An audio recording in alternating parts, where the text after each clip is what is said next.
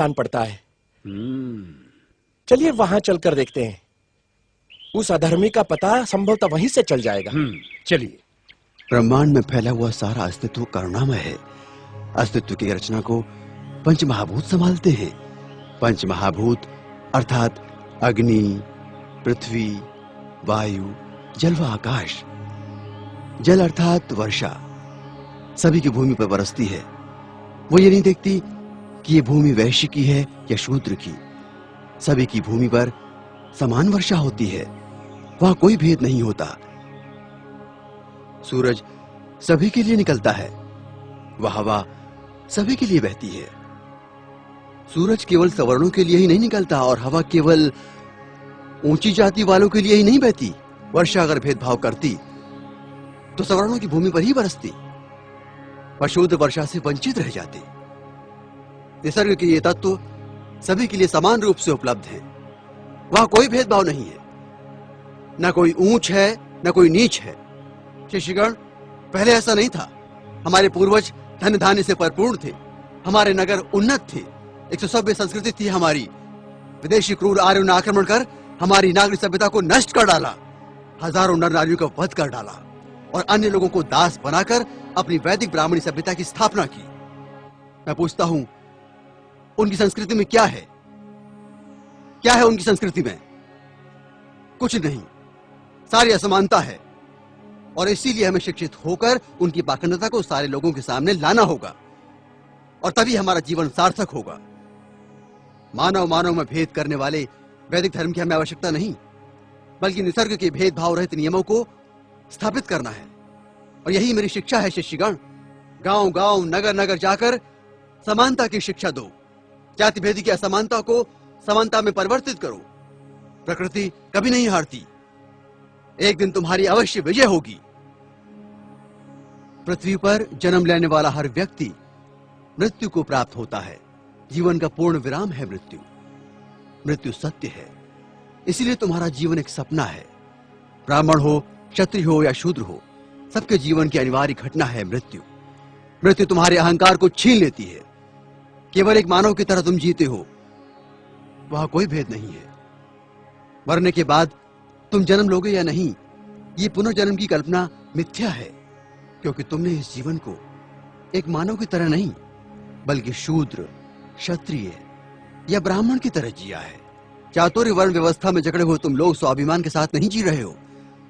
तुम नीच रहकर मर भी गए तो तुम्हारे माथे पर लगा नीचता का कलंक मिट नहीं जाएगा। तुम्हारी आने वाली पीढ़ी नीच ही कहलाएगी। यही अमान्य प्रथा पीढ़ी दर पीढ़ी चलेगी। इसे समाप्त करो।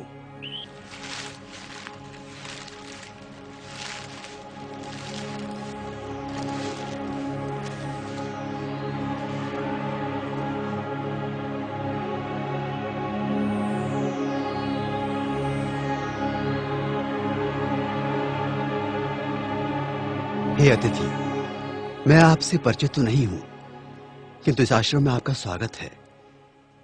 मैं आपसे प्रार्थना करता हूं कि आप हमारा आतिथ्य स्वीकार करके हमें अनुग्रहित करें।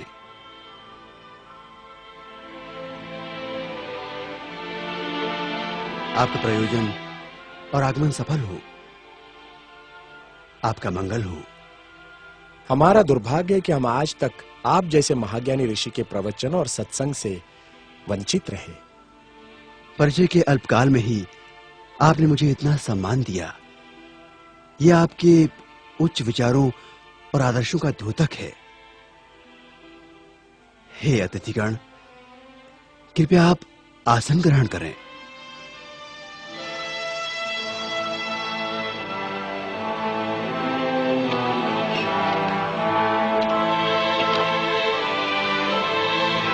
विराजिए।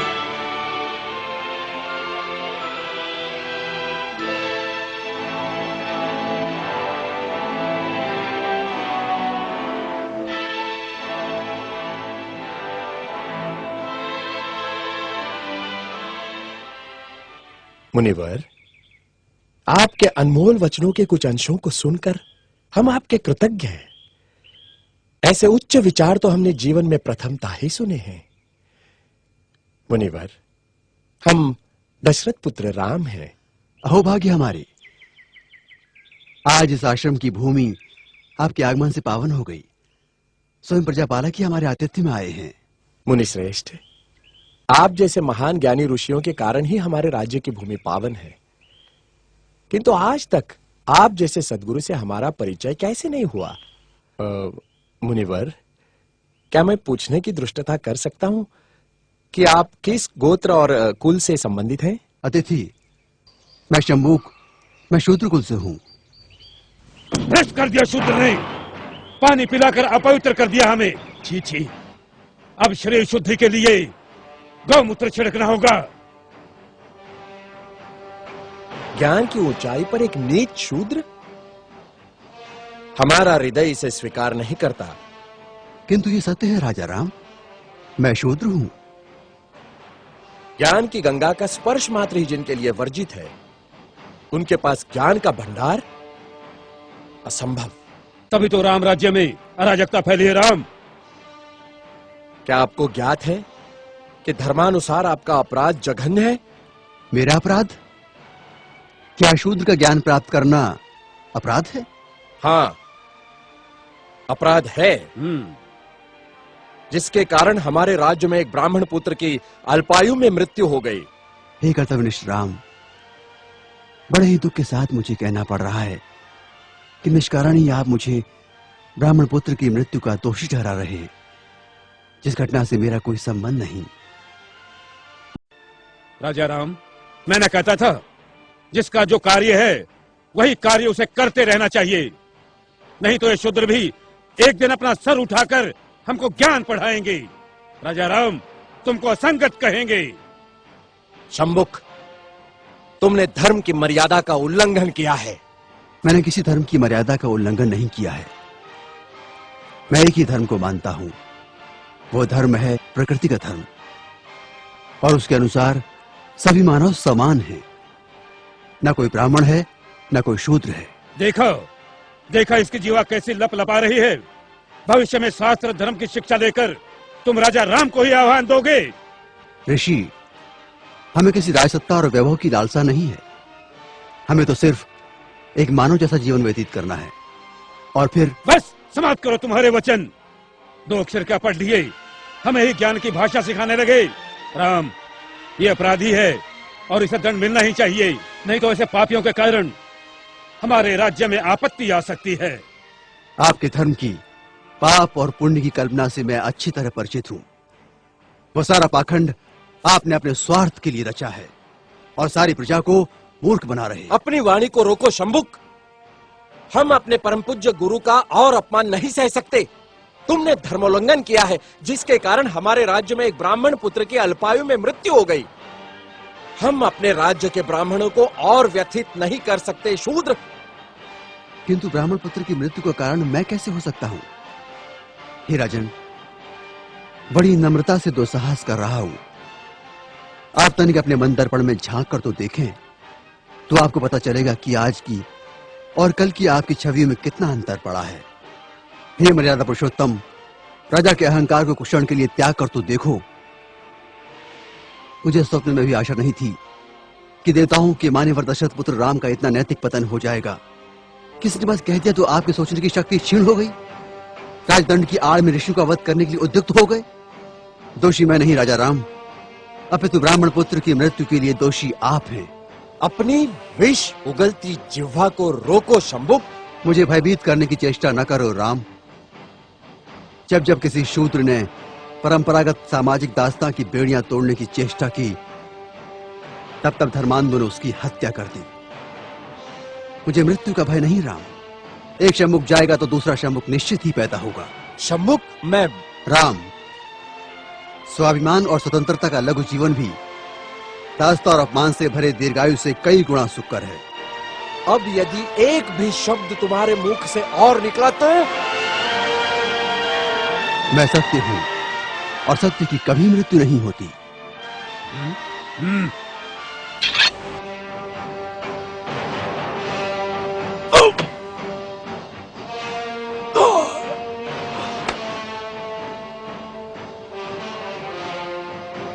न्याय प्रिय प्रभु रामचंद्र की जय।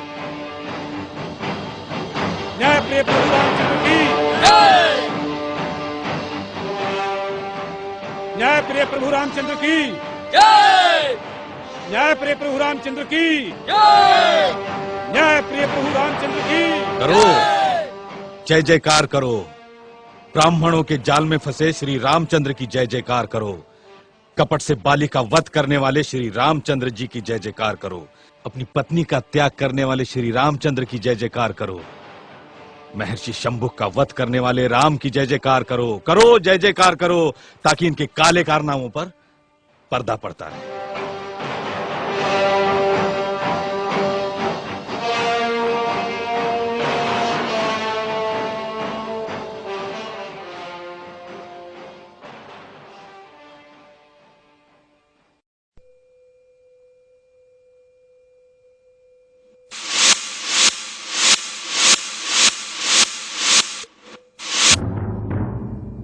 अगर तुम्हें धनुर्धारी बनना ही है तो जाओ, अभ्यास करो।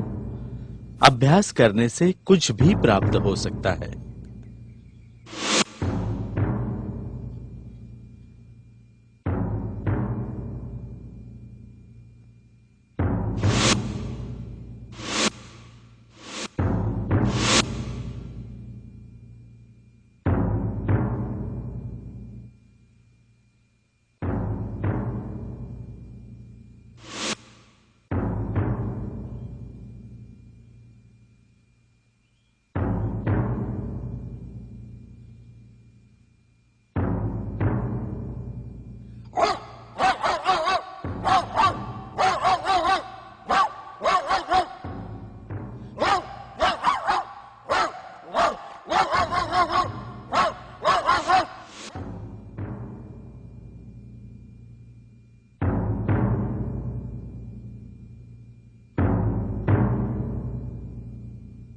प्रिय अर्जुन, तुम्हारा प्रश्न बिल्कुल उचित है, किंतु युद्ध विद्या में योद्धा को युद्ध की संपूर्ण कलाओं में पारंगत होना चाहिए। केवल एक कला में पारंगत होने से कोई भी पूर्ण योद्धा नहीं हो सकता। किंतु गुरुदेव, धनुर्विद्या को तो सर्वश्रेष्ठ कहा गया है। तुम तो जब तब अपनी प्रशंसा में मगन रहते हो। मेरी प्रशंसा? हाँ, धनुर्धारी होना। भीम, तुम्हें विषय को भटकाना अच्छी तरह आता है। भीमराता की तो ये आदत है, बिना किसी कारण के किसी से भी उलझ पड़ते हैं। किंतु नकुल, तुम क्यों भीम भ्राता की बात पर कटु टिप्पणी कर रहे हो? भीम की गदा के सामने तो बड़े बड़े धनुर्धारी मैदान छोड़ने पर विवश हो जाते हैं। हम पांडव कितने भाग्यशाली हैं जो गुरुदेव जैसे का हमें आशीर्वाद मिला। अर्जुन